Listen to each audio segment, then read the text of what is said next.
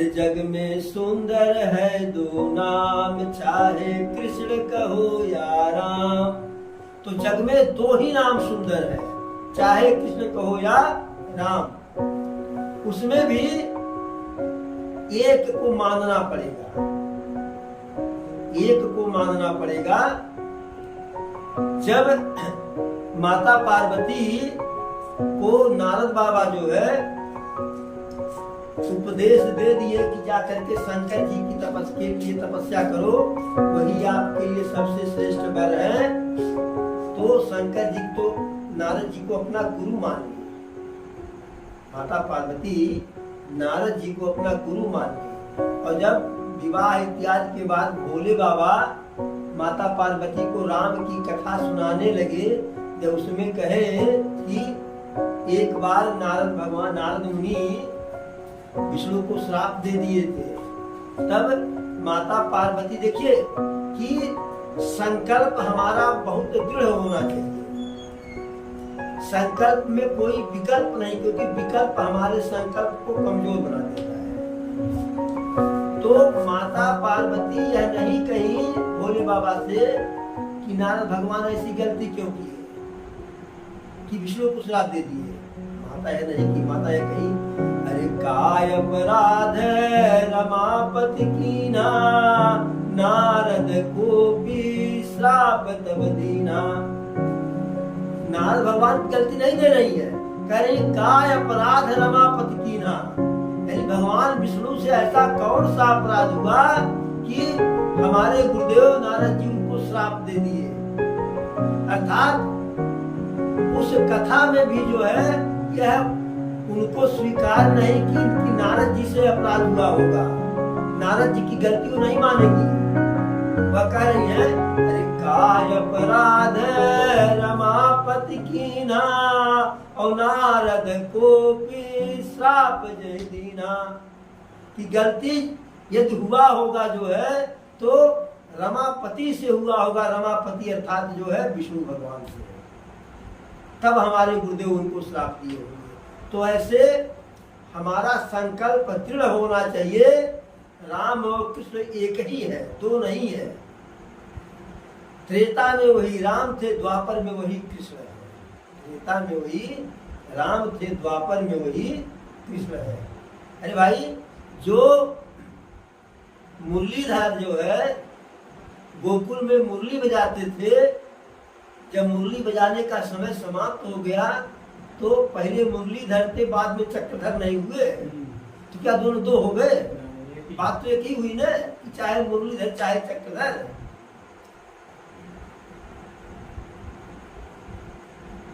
कहा गया है, गिरधर मुरलीधर कहत कछु दुख उपजत नाय।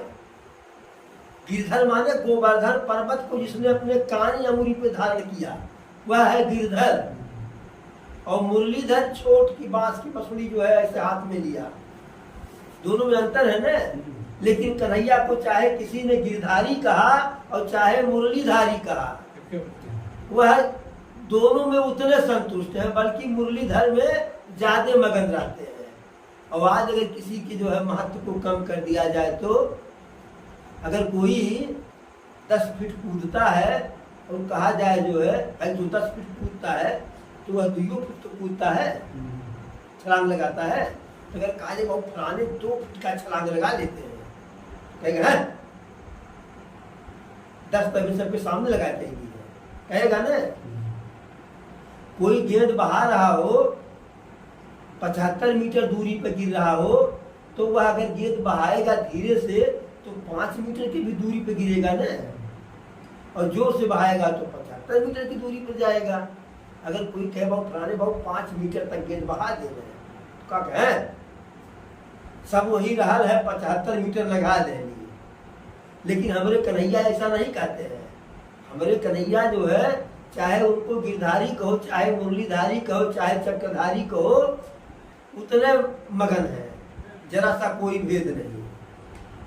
लेकिन हमें अपना संकल्प दृढ़ रखना है, चाहे हम राम को माने चाहे श्याम को माने, किसी एक को माने, और इसमें से जिस एक को मानेंगे, यह एक चाहे यह हो चाहे वह हो, ये दोनों परम शक्तिमान है, सामर्थ्यवान है, यह स्वतंत्र है, किसी के अधीन नहीं है। अधीन है तो भक्तों के अधीन है।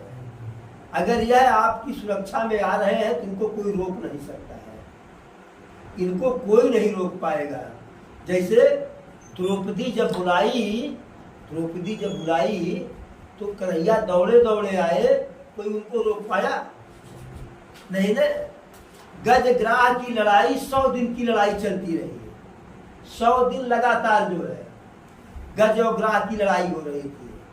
अब गजग्राह की लड़ाई क्या है? जो गज है वह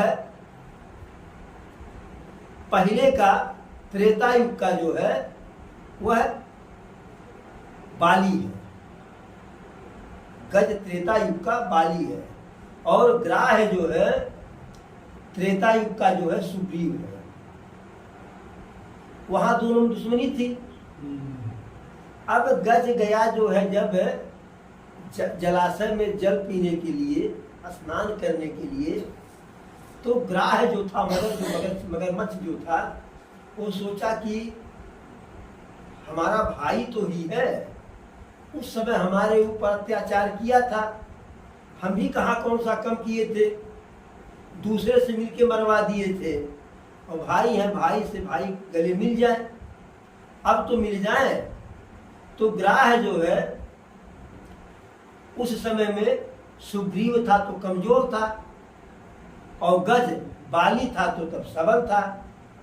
समय समय की बात होती है।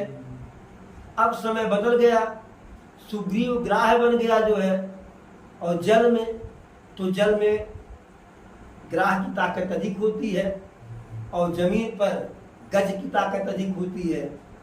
लेकिन बात तो जल की थी। जैसे गज गया तैसे ग्राह जो है सोचा कि अब पैर पकड़ ले भाई का। छोटा तो मैं भैया हूं, भी छोटा था बाली से न, पैर पकड़ लूं, माफी मांग लूं। जैसे पैर पकड़ा तैसे गज को लगा जो है कि अब यह ग्राह हमको डुबो देगा, हमारा निवाला बना देगा। गज भी शक्तिशाली था, जमीन का राजा और जल का राजा। 100 दिन तक युद्ध होता रहा, कभी गज भारी तो कभी ग्राह भारी, कभी गज भारी तो कभी ग्राह भारी। गज खींच करके स्थल की तरफ लाता था जो है, तब तक जो है ग्राह उसको जल में लेकर के जाता था। अब एक समय ऐसा आया कि ग्राह जो है शक्तिशाली पलने लगा, तो जितना जल में गया उतना उसकी ताकत बढ़ गई। अब गज जब उसको लगा कि हे गोविंद राख शरण अब तो जीवन हारे, नाक कान डूबन लागे कृष्ण को पुकारे, तो उसी जलाशय में एक फूल जो है कमल का तोड़ा, अपना पुरुषार्थ दिखाना समाप्त कर दिया कि अब एकदम असहाय हो गया कि डूबे तो डूबे, अंत समय में भगवान को याद करेंगे। डूबू तो डूबू, क्योंकि वह बाली भी अंत समय में भगवान को याद किया, भगवान सामने थे। तो इस समय भी वह जो है बाली ही गज बना हुआ है, तो वह एक फूल तोड़ा और कन्हैया को याद करने लगा, हे कृष्ण हे कृष्ण हे कृष्ण गोविंद हरे मुरारे, हे नाथ नारायण वासुदेवा। जैसे कृष्ण का नाम लिया तैसे कृष्ण वहां हाजिर हो गए और ग्राह को मार करके गज को मारे। ग्राह को मार करके उस बार बाली को मारे थे, इस बार सुग्रीव को मारे, बराबर हो गया पड़ना। तो कन्हैया वहां पहुंच गए। ऐसे ही जब हमारा विश्वास एक जगह टिका रहेगा तो यह प्रभु हमारे जो है हर तरह से सहायता में दौड़े दौड़े आएंगे, और उनको आना ही आना है। कोई और आवे या न आवे, लेकिन प्रभु को तो आना ही आना है। जैसे भक्त कहते हैं ना कि तारा है सारा जब आना नाथ हमको भी तारो, कोई वो ऐसे होता है वो फलाने कैसे भाई हमरो ऐसे हो चाहिए। भक्त कहता है कि फला फला को तारे हो तो हमको भी तारो, हम भी आपके भक्त हैं और इसमें लापरवाही से काम नहीं चलेगा। तो आते हैं प्रभु। अब इस प्रकार से वाल्मीकि जी प्रभु के सभी प्रकार के भक्तों के हृदय में प्रभु को बसने के लिए कहे जो है। अब इस प्रकार से जब ऐसे भवन जो है प्रभु राम को जो है वाल्मीकि जी रहने के लिए बताए तो प्रभु मुस्कुरा दिए कि यह तो बड़ी ऊंची बात कह गए, हम हृदय में बसने की बात नहीं पूछ रहे हैं ऋषिवर से, ऋषिवर से हम जमीन पर रहने की बात कर रहे हैं। हृदय में तो जहाँ हमको रहना वहां मैं सबके हृदय में रह रहा हूँ। आज हमें हृदय के साथ साथ इस वन में भी निवास करना है और सबको दिखाना है कि हाँ अयोध्या का राजकुमार राम यही रह रहा है। तब वाल्मीकि जी कहे कि प्रभु अब हम आपको रहने के लिए स्थल बता रहे हैं, अभी तो निवास स्थान बताए, अब स्थल बता रहे हैं जहां आप अपना मड़ैया बना करके रहिए। कहते हैं कह मुनि सुनहो भानुकुल नायक, आश्रम कहूँ समय सुखदायक। हे सूर्यवंश के नायक, अब हमें आपको आज इस परिस्थिति के अनुसार, देश काल परिस्थिति के अनुसार आपको आश्रम बनाने के लिए स्थान बता रहा हूँ। कौन सा स्थान? चित्रकूट गिरि करहु निवासु, तह तुम्हार सब भांति सुपासु। हे प्रभु, आप जा करके चित्रकूट में निवास कीजिए, वहां आपके लिए हर प्रकार से सुलभता है, सुव्यवस्था है, सहजता है। क्यों? शैल सुहावन कानन चारु, करके हरि मृग बिहग बिहारू। वहां सुंदर पहाड़ है, सुंदर जल जो है वन है और अनेकों प्रकार के पशु पक्षी हिरण बाघ सब जो है विचरण करते हैं। फिर कहते हैं क्या? असली विशेषता बताने जा रहे हैं। नदी पुनीत पुराण बखानी, अत्रि प्रिया निज तप बलयानी। वहां पे एक अत्यंत पवित्र नदी भी जो है बहती है, जिसका वर्णन वेद पुराणों में भी हुआ है, पुराण में भी किया गया है। और नदी कैसी है? जैसे गंगा मैया को धरती पर भगीरथ ले आए थे, उसी प्रकार से उस नदी को अत्रि प्रिया निज तप बल आनी। अत्रि ऋषि हैं, उनकी पत्नी अत्रि की पत्नी माता अनुसुईया है। अत्रि की पत्नी माता अनुसुईया है। तो पहले अत्रि मुनि स्नान करने के लिए दूर जाते थे, दूसरे नदी पे जो है तो दूर पड़ता था। तो माता अनुसुईया कही कि हम यही जो है गंगा की तरह पवित्र नदी मंगा देंगे। तो माता अनुसुईया अपने तप बल से उस नदी को ले आई। नदी कौन है? सुरसरिधारी नाव मंदाकिनी, जो सब पातक पोतक डाकिनी। यह जो नदी है सुरसरी मैया की एक धारा है। सोता छोर न, यदि सुरसर मैया की छोर है तो सुरसर मैया ही है। तो सुरसर मैया की यह एक धारा है। नाम क्या है? मंदाकिनी, मंदाकिनी नदी। और इसका प्रभाव क्या है? जो सब पातक पोतक डाकिनी।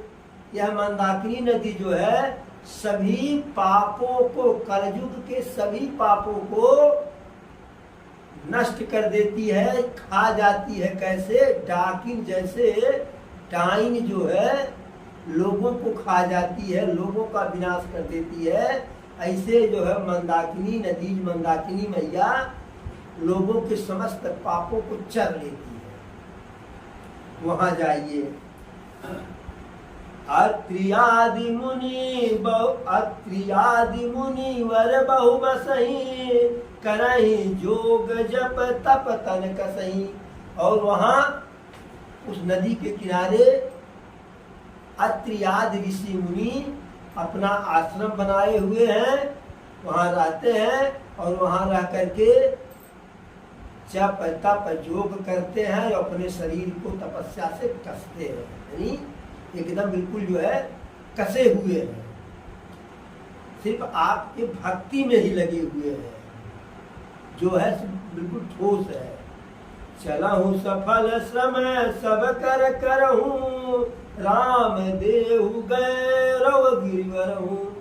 ये प्रभु अब आप वहां चल करके जाइए और जो लोग आपके नाम से पता नहीं कितने वर्षों से, कितने युगों से, कितने कल्पों से आप ही का जो है ध्यान कर रहे हैं, उनके जो है परिश्रम को, उनके जीवन को सफल बनाइए और उस जो है क्या कहते हैं पर्वत को, जो वहाँ पर्वत है मंदाकिनी नदी के किनारे, राम देव गौरव गिरिवरहूँ, जो श्रेष्ठ पर्वत है चित्रकूट है, उसको जो है गौरव प्रदान कीजिए, उसके भी महत्व को, उसके भी गरिमा को बढ़ा दीजिए।